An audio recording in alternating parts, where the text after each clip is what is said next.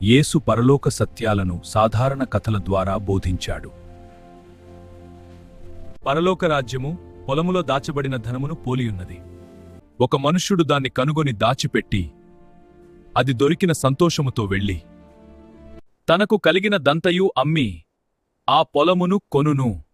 యేసు కాలంలో మనుష్యుల జీవితం భూమితో కలిసిపోయి ఉండేది. ఆ సంపద బ్యాంకుల్లో కాదు, ఎందుకంటే భూమి మాత్రమే వారి భద్రస్థలం. యుద్ధాలొచ్చేవి, దొంగలు తిరిగేవారు, ప్రజలు పారిపోవాల్సి వచ్చేది. తిరిగి వస్తామని ఆశిస్తూ ధనాన్ని నేలలో దాచేవారు, కాని చాలామంది తిరిగి రాలేదు. పని సంవత్సరాలు గడిచాయి, మనుషులు మర్చిపోయారు, కాని నేల మాత్రం గుర్తుంచుకుంది. ఆ కాలంలో సేఫ్లు లేవు, ఇనుప తాళాలు లేవు. బంగారం మనిషి కష్టానికి గుర్తు, దాన్ని కాపాడటానికి వారు నేలపై నెమ్మది పెట్టుకున్నారు. ఒక రోజువారీ ఆహారం కోసం పనిచేస్తున్న ఒక సాధారణ కూలి అతని జీవితాన్ని మార్చేదాన్ని తాకాడు.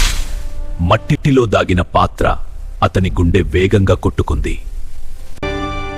అది ధనం మాత్రమే కాదు, అతని భవిష్యత్తు. తన దగ్గర ఉన్నదంతా అమ్మేశాడు. ప్రజలకు అది నష్టం, అతనికి అతిరిది లాభం. ఆ పొలాన్ని కొనుగోలు చేశాడు. ఇప్పుడు ఆ ధనం నిజంగా అతనిదైంది. ఒప్పందం పూర్తయింది.